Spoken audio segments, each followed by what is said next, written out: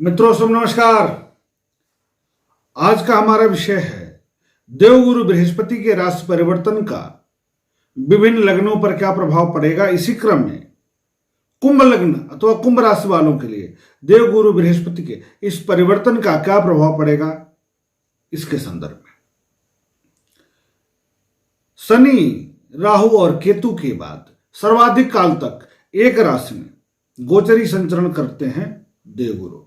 लगभग 13 महीने अपने वक्री और मार्गी गति से गोचरी संचरण करते हुए व्यतीत करते हैं एक राशि पर। इस कारण से अपने प्रभाव से न केवल व्यक्ति पर, न केवल एक छोटे से समाज पर, अभी बड़े समाज, बड़ी सामाजिक व्यवस्थाएं, बड़ी राजनीतिक व्यवस्थाओं पर, धार्मिक संस्थाओं पर, विश्वविद्यालय संस्थाओं पर, धार्मिकता पर, चराचर जगत पर प्रभाव स्थापित करते हैं।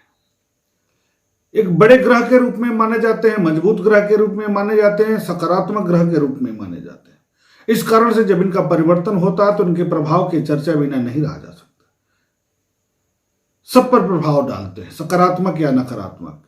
जिनके लिए शुभदायक होते हैं मूल कुंडली में, यदि उनके गोचरी संचरण के क्रम में स्वग्रह स्थिति में हो जाए या उच्च स्थिति में हो जाए तो उनके फलों में वृद्धि करते हैं, सकारात्मक परिवर्तन करते हैं, शुभ फलों की प्राप्ति कराते हैं। परंतु यदि आप नीच राशि में गोचरी संचरण करेंगे तो अपने जिस भावों के कारकत्व में कारक होकर के बैठते हैं या कारकत्वों के साथ बैठते हैं उसमें नीचता या कमी प्रदान करते हैं। इस बार इनका गोचरी संचरण हो रहा है नीच राशि में। सभी राशियों में भ्रमण करने के दौरान एक बार ये नीच राशि के होते हैं और अपने फल में निम्नता करते हैं, निष्ठा करते हैं। यहां बात कर रहे हैं हम कुंभ लग्न के लिए, तो कुंभ लग्न में ये हो जाते हैं धन के कारक और लाभ भाव के कारक। यद्यपि बहुत शुभ कारक नहीं होते, फिर भी धन की दृष्टि से, आय की दृष्टि से, लाभ की दृष्टि से इनका महत्वपूर्ण भूमिका होती है। यहां पर इनका गोचरी संचरण कहां होगा? व्यय भावस्थ होगा, व्यय भाव में होगा, नीच राशि का होगा।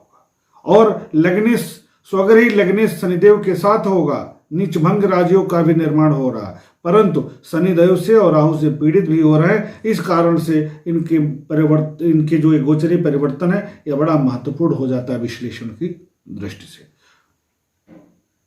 तो 19 नवंबर 2020 दिन गुरुवार को दिन में 10:40 के बाद से इनका परिवर्तन हो जाएगा मकर राशि में। और कब तक रहेंगे? 5 अप्रैल 2021 तक ये रह करके चराचर जगत को प्रभावित करेंगे और कुंभ लग्न वालों को भी प्रभावित करेंगे। यद्यपि उसके बाद ये मार्गी गति से ही कुंभ राशि में प्रवेश करेंगे, फिर वहां वक्री होंगे, पुनः ये मकर राशि में आएंगे, तब इसकी चर्चा बाद में की जाएगी। परंतु यहां पर हम चर्चा कर रहे हैं 5 अप्रैल तक के लिए क्या परिवर्तन होगा। तो नीच भंग के साथ भी पीड़ित हो रहे हैं, बड़ी बात है। तो कैसा रहने वाला है कुंभ लग्न के लिए? तो धनु और मीन के स्वामी होते हैं कर्क में उच्च और मकर में नीच। ये तो सामान्य बातें हो गई। शनिदेव के साथ यहां संयुक्त रूप से गोचरी संचरण करेंगे। तो एक तरफ लग्नेश व्यय भाव में है और नीच के शनिदेव गुरुदेव है। शनि खर्च कराएंगे, यात्रा कराएंगे, विदेशी यात्रा कराएंगे, दूर की यात्रा कराएंगे, धार्मिक खर्चा करेंगे। देवगुरु भी करेंगे, लेकिन देवगुरु द्वादश भाव के फल में विकृति पैदा करेंगे, यानी खर्च में थोड़ी कमी तो करेंगे, परंतु स्वयं भी विमुख खराब करेंगे, खराबी लाएंगे। क्या लाएंगे? आंखों में दिक्कत, यात्रा पर खर्च तो होगा लेकिन फालतू खर्च होगा। धार्मिक यात्रा पर खर्च होने नहीं देंगे, भोग विलास पर खर्च कराएंगे। चूंकि धर्म के नैसर्गिक ग्रह भी हैं, इस कारण से खर्चे कराएंगे, धार्मिकता पर भी अधार्मिकता पर, दोनों पर खर्च कराएंगे। इनकी संयुक्त दृष्टि पड़ेगी 6ठे भाव पर, रोग ऋण शत्रु के भाव पर। और फिर वही बात आई, जहां शनिदेव देखते हैं वहां पर नकारात्मकता देते हैं, जहां देवगुरु देखते हैं वहां शुभता प्रदान करते हैं।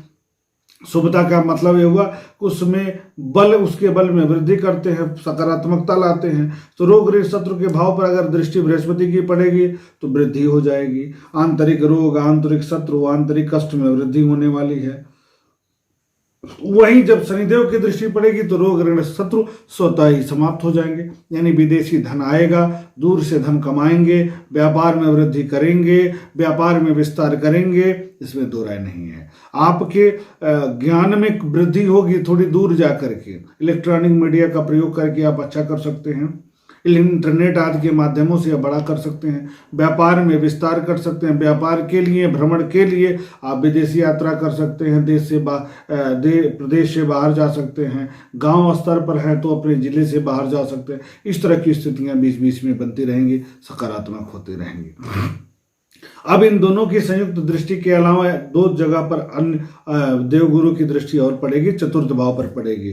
तो चतुर्थ भाव पर इनकी दृष्टि बहुत अच्छी हो जाएगी। माता के स्वास्थ्य में वृद्धि, गृह और वाहन सुख में वृद्धि, घर में नई खुशियां। अगर आप जमीन लेना चाह रहे हैं तो इस अवधि में जमीन ले सकते हैं, घर लेना चाहते हैं इस अवधि में घर ले लेंगे, घर बनवा लेंगे, फ्लैट खरीदना चाहते हैं बिल्कुल खरीद लेंगे।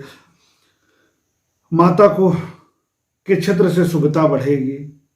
सीने की तकलीफ अगर पुरानी चली आ रही है तो समाप्त हो जाएगी, क्योंकि राहु के कारण घरेलू विवाद पैदा करेंगे, लेकिन देवगुरु बृहस्पति की दृष्टि के कारण कमी आ जाएगी। अब देवगुरु बृहस्पति पर राहु की दृष्टि पड़ेगी, इसलिए धन में दिक्कत आएगी, धन संग्रह में दिक्कत आएगी, खर्च में तो वृद्धि होगी, लेकिन धन संग्रह में दिक्कत आएगी। आय के साधनों में व्यवधान होता रहेगा समय समय पर, लाभ के में वृद्धि कमी होती रहेगी। व्यापारिक क्षेत्र में तो वृद्धि होगी, कर्ज में तो वृद्धि हो जाएगी, लेकिन लाभ की दृष्टि से यह समय बहुत अच्छा नहीं है कुंभ लग्न वालों के लिए। धार्मिक कार्य करते रहिए, धार्मिक उपाय करते रहिए, पूजा पाठ धर्म कर्म यज्ञ हवन करते रहिए तो आपको लाभ ज्यादा मिलेगा। अब इनकी एक और दृष्टि पड़ेगी, वह पड़ेगी दृष्टि अष्टम भाव पर। तो अष्टम भाव पर देवगुरु की दृष्टि पड़ेगी, अष्टम के फल में वृद्धि करेंगे। दुर्भाव पर दृष्टि पड़ेगी, पेट की समस्या, पेट की आंतरिक समस्या, लीवर की समस्या, इन्फेक्शनल स्थिति, हार्मोनल दिक्कत, इस तरह की दिक्कतियां भी उत्पन्न होती रहेंगी। ये बड़ा शुभ कारक तो नहीं है। अवरोधक स्थिति उत्पन्न हो रही है, तनाव की स्थिति उत्पन्न हो रही है, तो आपको विशेष तौर पर ध्यान देने की जरूरत पड़ेगी। 5 अप्रैल तक की स्थितियां यही बनेंगी। अब राहु पर दृष्टि पड़ेगी तो राहु के स्वरूप में कमी आएगी, राहु के नकारात्मकता में कमी आएगी, एक अच्छी बात हो गई। लेकिन राहु की दृष्टि देवगुरु पर पड़ेगी तो दांत की दिक्कत, गले में दिक्कत, गले का इन्फेक्शन, कुटुंब में तनाव को लेकर तनाव हो सकता है, आय के साधनों में व्यवधान हो सकता है। राजनीति के क्षेत्र से जुड़े हैं तो क्षेत्र में परिवर्तन हो सकता है, पद में कमी आ सकती है, अवरोध का सामना करना पड़ सकता है, इसमें दो राय नहीं है। बड़े भाई को लेकर के तनाव का वातावरण हो सकता है बड़े भाई के स्वास्थ्य में कमजोरी आ जाए, हो सकता है बड़े भाई के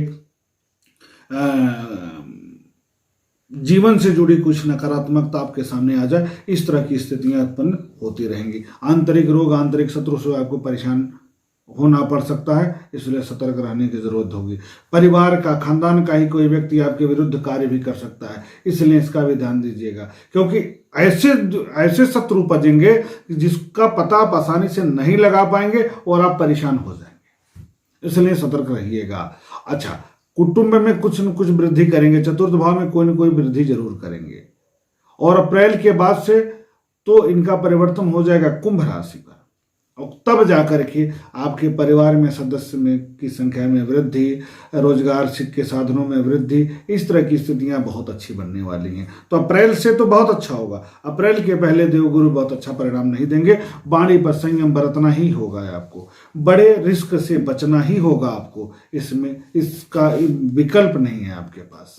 अगर आपको इन्फेक्शनल दिक्कत है, शुगर की समस्या पहले से है, पेट की कोई दिक्कत पहले से आ रही है, तो आपको सतर्क रहना होगा, खान पान पर विशेष ध्यान करके ही, क्योंकि बहुत कुछ उपाय आप नहीं कर सकते। यहाँ पर मूल कुंडली में दिखवाइए, लग्ने शनिदेव को मजबूत करिए, यही आपके पास उपाय है। हाँ, एक उपाय हो सकता है कि आप चंद्रमा का उपाय जरूर करिए, चंद्रमा का उपाय करना है आपको, और बहुत कुछ विशेष नहीं करना है। अपनी थाली से रोटी निकाल करके गाय को खिलाइए इस अवधि में, और उसमें हो पाए तो थोड़ा सा हल्दी लगा लीजिए, ना हल्दी लगा पाइए तो चने की दाल और गुड़ गाय को इस अवधि में आप खिलाते रहिए, यही उपाय है आपके लिए।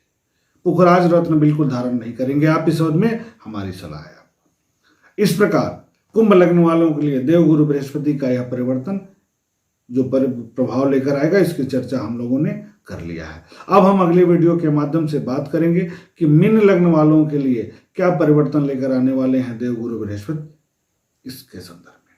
तब तक के लिए हमें दीजिए इजाजत। शुभ नमस्कार।